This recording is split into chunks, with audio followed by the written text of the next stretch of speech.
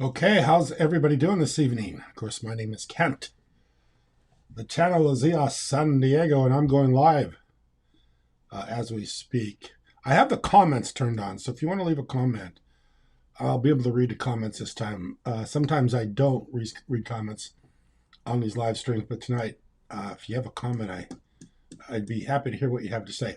So anyway, I found this. Actually, somebody sent me this. What's next for EOS, ETH, and BTC? Of course, EOS, Ethereum, and Bitcoin. And of course, this is written by Dan um, 3 days ago. And this is kind of addressing why he stepped down from Block One. And I just wanted to talk about it briefly. I don't want to make a big deal out of it. I want to talk about it a lot because I've already made 2 previous videos about this. And I don't really want to make a third one. But since Dan has spoken and my previous 2 videos have kind of been my conjecture on why he stepped down, this is actually his own words of why he stepped down. So I'm going to read a little bit of it. Thanks for the thumbs up. I appreciate it. I'm not going to go into it real deeply because it's pretty apparent why he stepped down here right from the very beginning. And I'll read it slowly. I read better if I read slowly. In light of my recent resignation from Block.1, I would like to address those with questions about my relationship to EOS and the broader cryptocurrency industry. It breaks my heart to watch as a cloud of censorship and regulation descends over a technology that many of us hoped would free us from the international banking cartels we all cheered as the price of Bitcoin reaches new all-time highs. But I cry as the vision of what Bitcoin promised to be fades away. Okay, so that's kind of, when people want to establish a point, they usually bring out the point clearly very, very in the very beginning. And that's what he's done. He clearly stated his point. His point is regulation. He doesn't want any regulation. He wants to have be anonymous and anonymity amongst blockchains and not have anybody know who anybody else is. I'll continue in the next paragraph. In the early days of Bitcoin, we would like to use it to buy and sell. It facilitated bounties and international transactions with strangers. See, he wants complete anonymity. The transaction fees were low, and no one worried about tracking cost basis and reporting to the IRS. Bitcoin was a functional medium of exchange, free from any intermediaries. Well, I still think that's true. It's pretty much a peer-to-peer blockchain, Bitcoin, but he's just fearing that as time goes on, regulators and maybe tax regulators, tax people will start to become more and more involved in the blockchain. Bitcoin, I'll read on. Bitcoin, like gold before, it has been captured by the regulatory apparatus. The regulatory apparatus. Here we go again. Privacy is rapidly disappearing, and attempts are made to frustrate those who want to use Bitcoin without a regulated custodian. This turns Bitcoin into just another financial asset with the sole remaining innovations being proverbially limited supply and political neutrality. Okay. Thanks. I appreciate the peace sign there. Thanks very much. I appreciate that. Orange Sunshine. Thank you very much. Appreciate it. I'll continue reading. Bitcoin. Okay.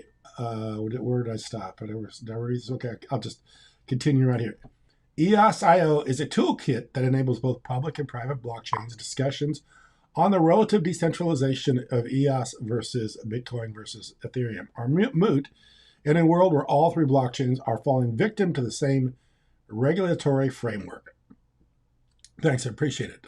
EOS will go to the moon without the new CTO. A better future is coming. Without new CTO, better future is coming. I think that the future of EOS is very bright, and I'm actually feeling really strong about EOS. But I'm going to continue on with this. What I'm reading here from Dan, and of course I think he put this on Hive. Yeah, it's on Hive. It's a Hive blog. So um, so here we go again. So he's okay. He says decentralized finance is a dream that I introduced with BitShares a full 5 years before it was a buzzword. I fear that this dream is also losing the war of regulation as efforts grow to block self-custody of your own tokens, all smart contracts that are not approved and managed by general or by a regulated custodian will also become a victim. Major privacy coins are being delisted from exchanges because of anti-money laundering regulations, OFAC, and other regulations. Decentralized exchanges will depend upon the ability to self-custody BTC, EOS, and Ethereum. The proceeds from selling privacy coins on decentralized exchanges will be heavily scrutinized, if not blocked entirely, when they are deposited to major exchanges. So basically what happens is if you have your Bitcoin or anything else, you have your private key. As you move it to exchanges, move it around, you're gonna run into the regulators. They're gonna be able to, like Coinbase or something like that. They're gonna have all your identity, all your information, for you to move or exchange or do anything like that. And this is what Dan is talking about. Lastly, anyone building anything that results in economic profit and loss impose tax consequences on their users. Tokens like Voice or Hive create tax events every time they change hands. This is why I decline rewards when I post on Hive. They are not worth the tax accounting. With the growing sophistication of tax authorities and the loss of privacy, none of those token-based ecosystem platforms stand a chance unless they automatically do all the tax calculations and boil it down to a 1099. The only way to automate such calculations is to have full knowledge of every purchase price and sale price. Such things are not possible if users are trading on multiple exchanges in a decentralized manner. Yeah, thanks. I appreciate it. Yeah, we got a bunch of thumbs ups. I appreciate it. Doors Vlogger. Appreciate that. Thank you very much. So as we continue on, so he's talking about the 1099s, and I don't really think Dan knows much about taxes. I really don't, because he keeps really diving into this thing that every time you have a taxable event that you're going to have to pay some taxes. Generally, you offset your gains with your losses, and then you have to pay taxes on what your gains are. And most of the time, people don't pay taxes if they own a business. I mean, very rarely do people pay taxes when they own businesses. Look at Donald Trump.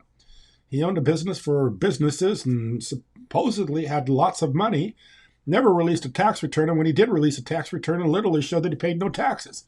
So Dan keeps going into this ever long and, argument about taxes, when a majority of the times it's proven that people that have a lot of money don't pay very many taxes or pay very little taxes, because our tax law allows you to offset your gains and your losses. So if you buy a token and you lose money on it, and then you sell a token, you make money on it, you get to offset the two. And, of course, if you have a profit, you have to pay taxes. If you don't, you don't. A lot of times the taxes come at a pretty high rate. You don't have to pay a lot of taxes until you get them into a certain income bracket, of which I'm sure Dan is in. So we're going to go on, read the rest of this. Actually, how much more is there to read? I don't know if I want to read the rest of this or not. I mean, I basically feel like I did a video a few months ago when Dan was interviewed by someone. I can't remember which person he was interviewed by. He was interviewed by 3 or 4 people.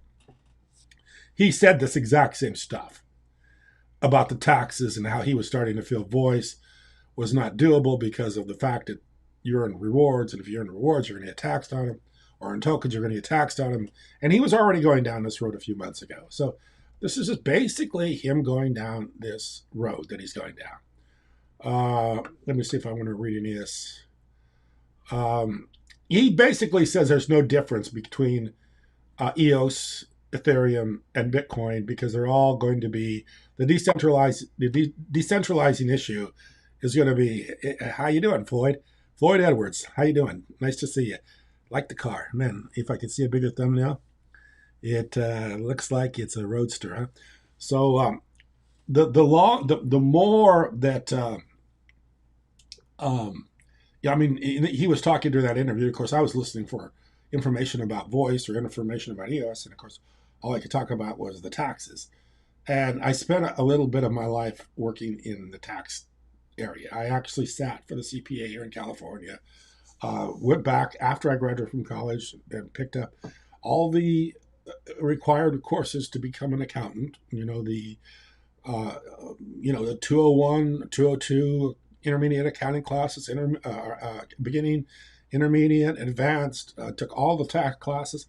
In fact, I remember one of my exams. Um, Thank you, I appreciate that. I've been watching for a while. I appreciate it. One of my final exams that I took. Nice to talk. Somebody from Hi NZ. Hi, how you doing? Uh, Lily, 19 19,800. I appreciate it. So one of my final one of my final exams I took for my accounting, my tax was to literally memorize the 1040 income tax return, the standardized forms that everybody fills out. I had to memorize that line for line, and that was our final. So we literally had to go in with a blank piece of paper and write out the um, yeah, EOS meetup would be cool. Yeah, it'd be great. So yeah, I'm in Southern California. If anybody wants to meet up with us in Southern California, we're always available for that. So actually in Carlsbad, California, which is just a little ways. So if you take a line between Los Angeles and downtown San Diego, we're almost in the middle, right between those two major areas. So that's where we're at. We're in Carlsbad. Very, very beautiful place. So anyway, back to the question about taxes. I literally had to learn the 1040 tax return standardized form. I had to literally remember it, memorize it word for word, letter for letter. And the professor, that was our final. We didn't even know what the final exam was going to be. We walk into the exam room to take the exam, and he literally gives us a piece of paper and says, write out the 1040 standardized tax return form. So we had to remember it. So if you couldn't remember the lines, then you basically failed the exam. So yeah, I'm good. You're in LA. Nice to know. Pomona too, not too far off. So yeah, I think I know a little bit about taxes. Anybody that had to memorize the 1040 tax return verbatim in order to pass it, my final accounting tax course, knows a little bit about taxes. So I don't know what he gets off. I mean, that's just the tax rules. That's the tax laws. That's the way it is. Dan, hire yourself a good accountant. If you're so worried about taxes and all the returns and all the stuff that's going on with it, just hire yourself a good accountant. Don't worry about, stepping aside from a project that you said you wanted to do, that you said you would never step aside because you're worried that there's some tax liabilities or responsibilities involved with that. So anyway, I'll read the last little bit here. So I'll read the last two paragraphs. So there you have it. BTC, EOS, and Ethereum are all valued as currencies disconnected from the technological fundamentals. All three are on a path to be captured by regulators with the complete loss of privacy. So there you go. There's why Dan stepped aside. Everybody's getting exposed now on a blockchain. We can't have a blockchain anymore because it's too much exposure and everybody's getting exposed. And it violates his principles of being privacy and anonymous and all that other stuff. So here we go. The best hope a token can have for capital gains is to maximize its utility as money and its compliance with regulations and work to get institutions adopted.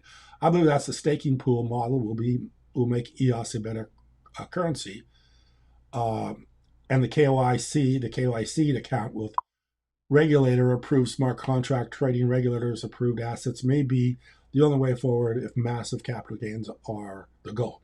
Block one is an ideal position to take EOS in this direction. The community chooses to go the route. I, on the other hand, am not interested in having my innovation limited by the whims of government regulators. Those of us interested in creating tools that return power to the people we'll look elsewhere. Our profit is not measured in dollars, but in freedom. So that's the way he lived. Our profit is not measured in dollars, but in freedom. So there you go. Dan Larimer, straight from his own words, his own. He did say something that was kind of interesting up here, and I did skip over it. And one of the things he did say was that his original intent with the block producers were supposed to, the motivation for the block producers was to build infrastructure and tools and to make a better blockchain, but it ended up being everybody just started buying each other's votes. So it just kind of went bad, which is kind of funny because Dan, in his little world of idealistic ways of thinking, thought everybody would be, very um, giving and help one another and build stuff. And, I'll get block rewards for building. And the more I build, the more block rewards I'll get. And everybody will be very happy. But no, it ended up being, free for all. Hey, I'll get to be block reward producer. I'll get a bunch of rewards. Then I'll get somebody else in. So it was kind of funny that was his original intent. And the way it really turned out was just to be, a plan for each other, to game the system for one block producer to get the rewards and then to bring other people on with the rewards they were earning. So I thought that was kind of interesting. But I want to go down here a little bit further. And so Dan is a crusader. That's kind of what Dan is. Dan is a crusader. But I want to go down here a little bit further because somebody made an interesting comment. They talked here a little bit about Hive and when Justin Sun took over Hive, and how the Hive people remained, kept their principles, and they forked it. And that's how Hive got done, through Steemit, and then they forked it, which was interesting. I remember when that all happened. And that was something that shows that they had integrity, and they wanted to keep their chain the way it was. So it does work. I mean, if you want to fork because too many people are not having you, I mean, there's always the opportunity to do that if you want to do that. Dan does not have to leave. Dan, the members could make the decision whether they didn't like the direction it was going, and they could have forked the chain, and Dan could have taken off on one side and kept EOS going on the other side. So, yeah, this is that. Yeah. You are just about to, somebody wrote, it's easy to say profit is not based in dollars when Dan made hundreds of millions. He ran away with huge profits. Very interesting that comment would show up just about this time in this live, what I'm doing, this live broadcast, because I'm just ready to go there. So here we go. So why Dan is so principled that he has to walk away from this program or this project. Let me see if I can find it down here someplace. Somebody had written a little bit about how much Dan made from this project, which is, somebody, I think, where's it? I got to find it. I should have marked it, but I didn't mark it. There's Zach, our good friend Zach from down here in San Diego. Let me see. Okay, right here. Zach actually made a comment. Read Dan Larimer's Wikipedia page. It says he is worth an estimated $600 million. And that's before BTC pumped. He may be worth $1 billion today, and he has a lot of Bitcoin. So it's pretty easy for Dan to be a real principled guy when he's got probably close to $1 billion. And I want to tell Dan something real quickly here. While he was being super principled and thinking that he was higher and had this high moral value to maintain, and we're not going to let anybody disturb our blockchain, and we're going to keep it all, anonymous and everything. While he was doing that, before he did that, EOS was actually doing very well. So I'm going to go out here. Here's EOS today. EOS is at $2.78. And I made a video right before Dan made this announcement. Let's go out 7 days. This is about the time I made the video. It was about $4. Okay, this is what Dan has done to the price by leaving the project. He's dropped it from almost $4, $3.87, all the way down here to $2.45. So while Dan maintains his principles, a lot of people that had a few hundred EOS or even a few dollars in EOS that were hoping maybe to make some money from it, Dan just flushed him down the toilet with his news and drove the price all the way down to 248. If he wants to make these announcements, why didn't you make it 6 months ago when nothing was happening with the price?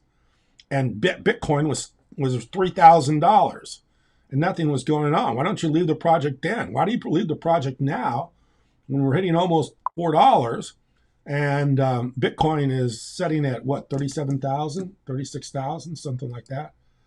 Yeah, Bitcoin's 37,000. So yeah, Dan, nice time for you to leave. So in my opinion, Dan is a crusader. And I got a little clip from one of my favorite movies to describe Dan the Crusader. So here we go. You want to listen to this for just 1 second. Just take briefly a second. So here's Dan the Crusader. There's Martin Sheen, and it's the movie Platoon. The poor kids go off to war, and the rich kids always get away with it. Oh, I see. What we got here is a crusader. Sounds like it. Shit. You gotta be rich in the first place to think like that. There you go, Dan. Hey, Taylor. How in the fuck you get here? There you go, Dan. You got to be rich in the first place to think like that. So there you go, Dan. Dump on the people that bought your token and leave your project and then become the crusader and make yourself feel like you're really a good guy because you're keeping blockchain pure. So yeah, you're right. You're a crusader who left with almost $1 billion. So thanks a lot, Dan. Nice guy. Real nice guy. We all want to follow his next project. We got to keep that going. Yeah, let's just see what Dan's got coming up here next. So anyway, I want to quit talking so much about this because it does take up so much of my time. And there's other better things to talk about. And one of the better things to talk about is our challenge application, which is doing very, very well right now. And I want to talk about a challenge because we've been issuing challenges for the token, the challenge token, to be listed on other exchanges. And we're getting some traction here. In fact, one of the places we're getting some traction is on Kraken. So here is someone that actually asked Kraken, when are they going to, he says, hello, when will you list challenge CHL? And Kraken actually got back. Kraken support said, thank you for the suggestion. Please follow our blog for any new token listings. So they're actually noticing these people that are asking them to list the challenge tokens. And we've gotten a lot of these. So for this person doing this, LAPTOPI, we gave him 50,000 challenge tokens. So the user that got the response from Kraken, Laptopsim 54, I hooked him up with a 50,000 token tip. Others should join in tipping him. If actions like this eventually lead us to getting on a top 10 exchange like Kraken, then the whole community will benefit in big time. So right now we're pushing very hard to get on exchanges. So more exchanges. We're on Nudex, we're on a few others. But we need to get on one of the big ones. We need to get on Kraken. We need to get on one of the big ones. We need to get on OKEX. We need to get on some of these major exchanges. It really will help the token and the price and give us some liquidity, give people that hold the token some liquidity. So if you want to make those requests to, and Kraken right now would be a good one because we've got a lot of people doing it, we'll reward you some tokens. And the way to do that is just to do it through the challenge application. It's in the iOS store right now. Google Play, I don't know where we're at with those guys. But yeah, there's a lot of things going on right now with challenge, and we're doing very well, and we're trying to get this thing listed on some bigger exchanges. The market's good.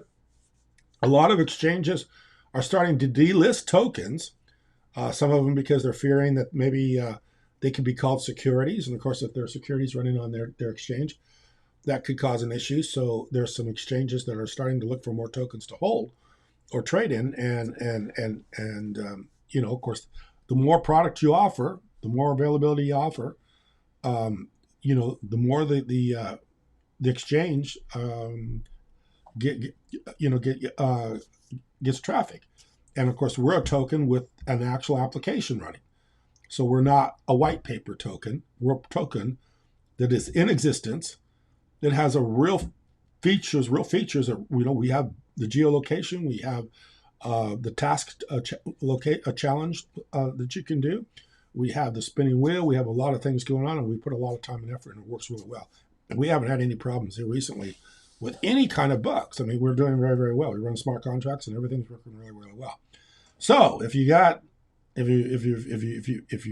wanting to help us out, and you simply get the tokens by just downloading the app. Once you download the app, you're going to get some tokens.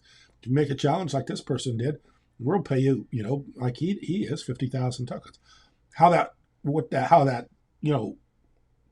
translates to how much money in dollars or Bitcoin or EOS, that varies from day to day. I don't know. But 50,000 is quite a few challenge tokens. So we appreciate this person making this challenge and asking Kraken. And it's a simple challenge to make, and he got paid fairly well for it. So anyway, let me read some of these comments, because I did say I was going to talk about comments. Okay. I still think EOS will do well. Yes. Yeah, I think EOS will do very well. In fact, I think it'll do better without Dan. Dan is just a guy that, as we see, who will sell out the project and walk away with billions of dollars. Now, Dan's not so principled that he won't give back his billions. Dan probably isn't going to sit there and go, wow, I made billions of dollars or $1 billion in this project. And I really don't like the direction that it took. And I think it's going to centralization, and everybody's identity is going to be revealed on a blockchain. I'm going to give back my $1 billion and go back to, working for, whoever he was working for before, or maybe go back. He's not going to do that. He's not going to do that. He's not going to give back the money. He'll keep the money, but he'll dump the project. So yeah, Dan, I'm sure you're still driving your Tesla, and I'm sure you're still living in a really nice house, especially back in Blacksburg, Virginia. Wow, what would a few $1 million buy back in Blacksburg, Virginia? Gee whiz, you could probably get yourself a mansion and a half. You got to do a Hive blog on that new house that he owns, and maybe a blog on all that fun stuff that he got. Might even see him in a few gold chains. I don't know. Why don't you show off some of the stuff that you got $1 billion, Dan? Maybe a new airplane. I don't know. You can fly around with your buddy Novogratz. Okay, let's read some of these. I still believe in EOS, and perhaps even more so now. I do too. I think this was a good move. It also doesn't help the let me read this too. It also doesn't help that Brock Pierce has ties to Epstein. I didn't know that. I actually like Brock Pierce, and I've been trying to get a hold of him. If there's any way anybody can get me in touch with Brock Pierce, I'd really appreciate it. I've been trying to get a hold of him. Someone reached out to me and said that, I don't know if they know Brock or don't know Brock, but they said that he would talk to me, and I'd like to talk to Brock. I actually made a video with him not too long ago, and I'd like to meet up with him. I'd like to talk with him. I'd even fly down to Puerto Rico to see him. So if anybody knows how to get that done, let me know. I'd really appreciate it. I think EOS will do well. Okay. You always got to wonder about those hardcore libertarians, including Ron Paul himself. Yeah, I used to be a Ron Paul follower. Ron Paul, Rand Paul, those guys, they talk. They never get anything done. I've been listening to those guys. I remember when it was like the days of Alex Jones, where he said if we didn't get Rand Paul in as president, that the country was basically going to be, destroyed within the next several months. I mean, this was the kind of things Alex Jones was saying, that it was literally going to implode if Ron Paul didn't get to be, when he was running for president. Of course, he didn't get to be president, and the country didn't fall apart. So here we go. What a hypocrite. Yeah, he is a hypocrite. Yeah, a hypocrite. A guy that's made $1 billion actually has to write something. I mean, if I had written $1 billion, I'd be too embarrassed to write how I had to leave. I'd be too embarrassed to sit there and even quibble over, some ideas or some principles that I got violated. Someone wrote me here earlier today. My good friend, Mr. West, wrote me and said that he gave me some of the ideas, and said that Dan had actually come from an experience where he was divorced, and then he got taken to the cleaners by his ex-wife, and then they had shared custody, and she was able to go back to court, get custody, and leave with the child. And so he's got this bitterness about this past experience that he had, and this is why he's such a libertarian, and this is why he's so once he's had these, some bad experiences. But come on, buddy. Who hasn't had a bad experience? The legal system dumps on all of us. And I mean, this guy, he's ended up very well off. And yeah, he had a bad deal, and his wife divorces him, leaves with the kid, and then she gets control. I had a next door neighbor that had the same thing happen to him. He literally was living in Wisconsin, and his wife divorced him, and then she moved out here to California with the kids, and was able to do that through because the courts allowed her to do that. So he didn't get to see the kids anymore. So he literally had to sell everything he owned and move to California, restart his life, and he was well into his 50s. Had to restart his life in California because the courts allowed her to leave the kid with the kids. So he had to uproot his life, come out here to California, leave everything that he knew back in Wisconsin to come out to California because the kids were out here, and that's the only way it was going to. So yeah, it happens to a lot of people. Stuff like that happens. Fortunately, Dan has now made himself wealthy enough that I'm sure wherever his kids are living, he has a right. He's going to be able to get around and see him. Nice guy, Dan the scam. What a hypocrite. Classic pump and dump operation. At the time, it seemed, yeah, I think he could have gotten a little bit more out of it if he wanted to. I think it will be a ongoing downward pressure for a bit. Possibly, I mean, I think Bitcoin's very strong. I will suspect that there was some funny business with the RAM price. Yes, with regards to how volatile indexes was Bancor. Bancor, oh my God, every time I hear the word Bancor, I just want to upchuck. I mean, that was a disaster. Cost us a lot of money, believe me, because when we did our airdrop, that whole thing, and there was some problems there. We do not understand to this day how they ran that RAM up to the point where we ended up spending hundreds of thousands of dollars on an airdrop when we should have been able to do the airdrop for a few $1,000s. Yeah, thanks, Dan. Really worked out well. Why don't you talk about that problem? There'll be a bunch of PPL dumping after this. Second hour story. I wonder how much more he made on the whole EOS RAM running fiasco. Who knows? 600 million bastard. Bitcoin is freedom. I think Bitcoin is freedom too. So, yeah, I'm surprised I got this many comments. I really appreciate it. Thanks, everyone, for commenting. Apparently, it didn't dump to his wife. Apparently, it didn't dump on his wife. Well, if you mean it dumped a pile of money on her lap, is $10 a good investment? Yeah, I mean, I'm looking at EOS to go much higher. I actually think EOS is being primed to do something big. Like I was saying the other night, they've gotten the waiver from the Security and Exchange Commission. They also have, and I don't even know. If anybody knows, leave me a comment in this video because it's going to go up on YouTube. If you know what's going on with Block Producer and Google. I mean, Google made a press release and that they were going to be Block Producer. But I have yet to determine who they are and where they're at, and if because anybody can call themselves, Google BP as a block producer, but to know that it's actually from Google, I don't know. It's how Bancor turned the volatility index. They tried to explain that to me in Telegram at the time. You should look back to see what they said. Yeah, who knows? Like I say, every time I hear Bancor, I get a kind of a sick feeling to my stomach because, like I say, it costs us a lot of money. The other thing I was going to say is that EOS should move up any way possible. Yeah. I mean, Dan will be forgotten. He probably won't be ever heard from again from the blockchain world, even if he does come up with a really good idea, because nobody's going to follow this guy after this. And I doubt that he really does much. He's made enough money. He'll probably just play around with some projects. Perhaps was intentionally done and not a mistake. Yeah, it's always intentionally done when somebody made a ton of money. Exactly, it wasn't a mistake. They call it a mistake, but somebody made a lot of money off the RAM for that little bit of time. I don't know. I mean, I've heard different things from different block producers that were manipulating the RAM at the time. I don't want to call any out because some of these people, I don't want to say who it was. But yeah, I heard that some of the block producers were involved with some of that RAM manipulation price, but I'm not for sure about that. I just heard that from somebody else, and I don't know. There's no way for me to prove it, so I don't know. Um, yes, I no, I think the Google thing is real. The Google is really a block producer, but I don't see them showing up, and and if they are, they're way down in the 70s and 80s. They haven't even started earning any kind of rewards yet, let alone block top 21 rewards. So I'm going to keep on investigating that.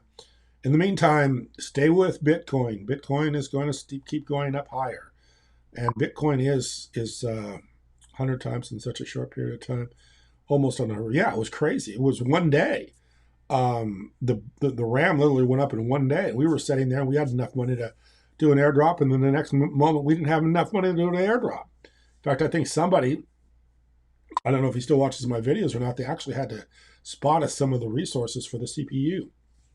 We didn't even have enough EOS staked for the CPU. We had used up all of our EOS for the RAM, and then we had to have a little bit of money, a little bit of CPU. So one of the viewers from this channel actually staked us the CPU so we could keep the airdrop going.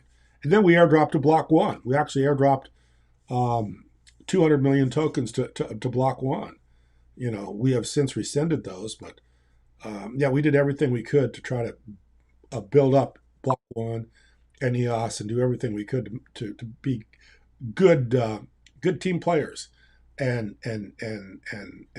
good people on the chain, to help other people out.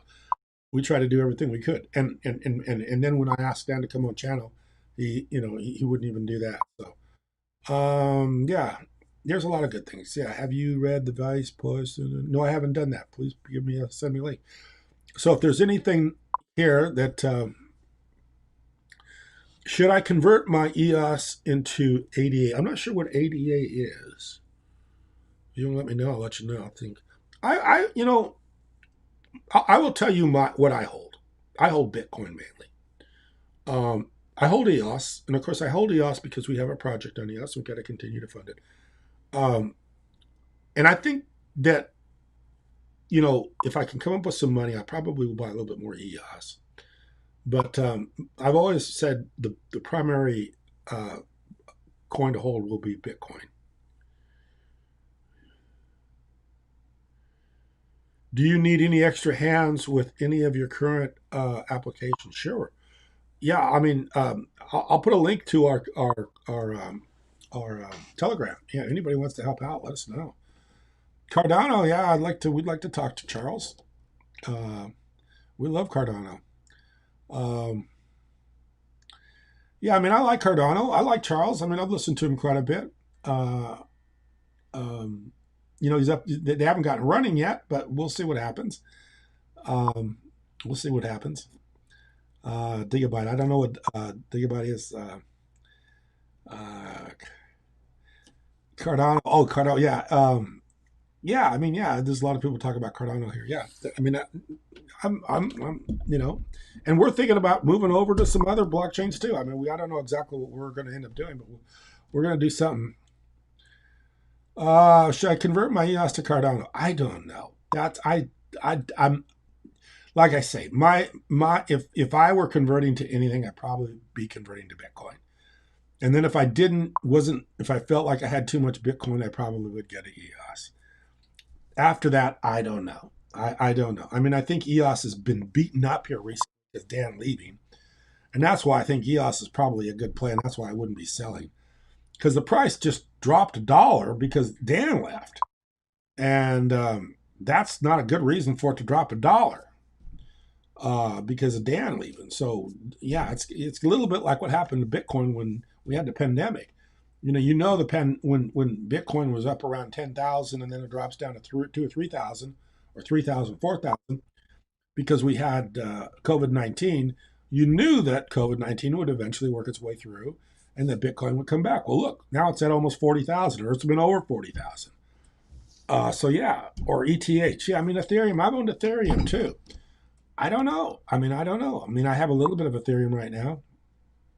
Um, I don't know anything about that. I don't know anything about Polkadot. I don't know anything about it. Um, you know, There's a lot of stuff. I mean, we'll just see. I don't know. Like I say, if people are asking me what they would what to buy, I would say buy at this point buy Bitcoin. Just buy Bitcoin, and then just see where that goes, and then just kind of see how the alt market falls out. Because at a certain point, maybe 100,000, maybe 150,000, Bitcoin kind of starts to level off a little bit, or people start to take a little money off the game. But what's going on today with Bitcoin is different than anything that's ever happened with Bitcoin before. Everybody wants to look at the past to figure out Bitcoin. They want to go back and they want to look at previous charts. They want to go back and look at candles. We were at this point a year ago. We're at this point now. And when you take a line and you measure it, and the graph, the graph goes up and down. And this is last year. Forget all that. It is ridiculous because we are now in a time where stimulus money is really being printed, out of control. And if you're going to measure Bitcoin against the U.S. dollar, you're going to say Bitcoin's going to go crazy. It's not going to. Any of the previous history of what Bitcoin has done is completely erased because of now the U.S. dollar is being incredibly, massively inflated. I mean, trillions and trillions of dollars are being printed. Never happened before. In fact, I told somebody this one time, I heard on a video that literally in the last few months, more money has been printed than the previous 200 years as a country, as the government, as a country. So, World War I, World War II, the Civil War, Vietnam War, the Cold War, the buildup of the military, all the money spent over the last 200 years has been spent. At least that has been spent here recently in the last few months. Somebody didn't act to believe me when I told them that, but that's the truth.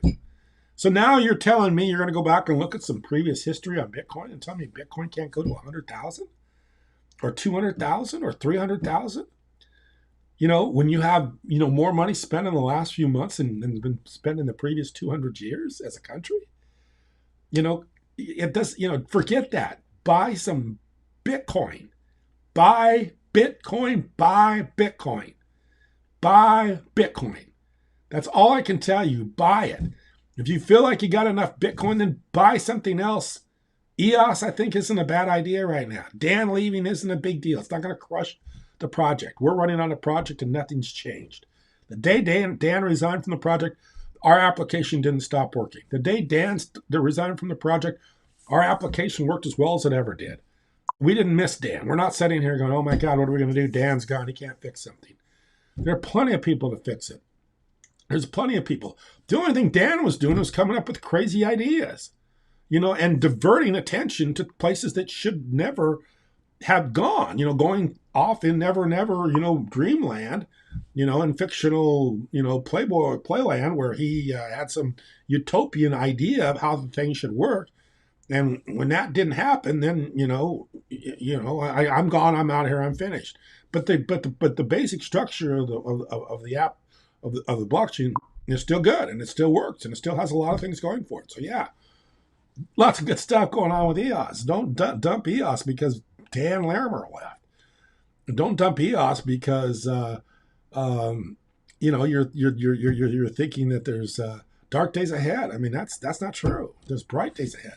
And if I had to guess, I would say EOS is probably going to do very well in the next few months. And I'm hoping, they bring somebody else in to become like a spokesman or a technical person that really, can talk and speak effectively as an advocate for EOS, and not come in, and whine around about the fact that the voice might have a little bit of what would you say, censorship going on. So, hey, this is a great idea. I mean, he and I don't want to bag on Dan too much. I mean, the guy's probably a nice guy. He's probably, he's probably a nice, if you met the guy, I mean, I did meet the guy. He's a nice guy. If he was your next door neighbor, you'd probably love him to death. He's a nice guy. He's a nice guy. He just, like I said, he lives in this idea where he's not flexible with his thinking.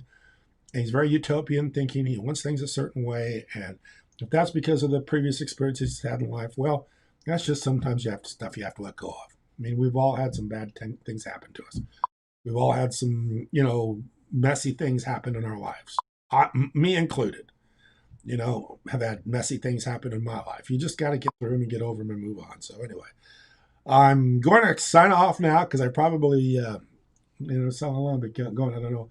I can't, but I appreciate everybody that that gave me a comment. I had tons and tons of comments, a lot more than I expected, especially on a totally unannounced live stream. So I will post this live stream, and if I didn't get a chance to mention your comment, then I'm sorry. Got a few more coming in here. Oh, Torrey Pines, all right. Have you gone paragliding at Torrey Pines? No, I wouldn't. I mean, that would scare me to death. Even though I am an airplane pilot, I haven't flown airplanes in years, but to take off from, I'm actually kind of scared of heights. As someone that's a pilot, I'm actually scared of heights. The problem with Central is, yeah, I mean, the BP thing has always been a problem, but you know what? It's fast, so there's lots of good things going on. So I'm gonna sign off. Let everybody, like I say, I'm gonna upload this and get it going so people can watch it, go back and see some of the stuff that and see what I said too, because sometimes when I say this stuff, I forget what I said. So I appreciate everybody watching. I appreciate the comments, and we'll just see what happens. But I think EOS is just fine. Thanks. Bye.